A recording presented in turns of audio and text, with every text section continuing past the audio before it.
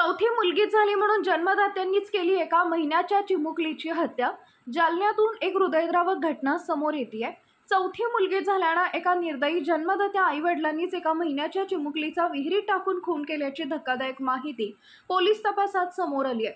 सतीश पवार आणि पूजा पवार असा संशयित आरोपी आईवडिलांचं नाव आहे। जालन्यातील बदलापूर तालुक्यातील असरखेडा गावामध्ये 12 एप्रिल रोजी एका विहिरीत अवघ्या एका महिन्याच्या चिमुकलीचा मृतदेह विहिरीत आढळून आला होता।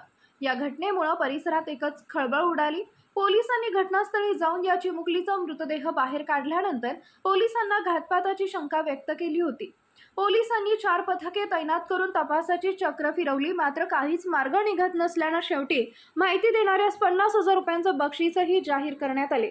जिल्ह्यातील आशा वर्करची मदत घेऊन वरिष्ठांच्या मार्गदर्शनाखाली पोलीस उपनिरीक्षक सचिन सानप, अंमलदार जितेंद्र तागवाले यांनी हा गुन्हा उघडकीस आणला। दरम्यान पोलिसांनी आता संशयित आरोपी आईवडिलांना अटक केली असून पुढील तपास पोलीस करत आहेत। सदरील कारवाई वरिष्ठांच्या मार्गदर्शनाखाली पोलीस निरीक्षक सम्राट सिंग राजपूत, पोलीस उपनिरीक्षक विठ्ठल शिंदे, सचिन सानप, एमबी स्कॉट, सहाय्यक पोलीस उपनिरीक्षक मनसुख बेताळ, जितेंद्र तागवाले, प्रशांत देशमुख, कृष्णा तंगे, राजू पवार, मदन बहुरे यांनी केली आहे।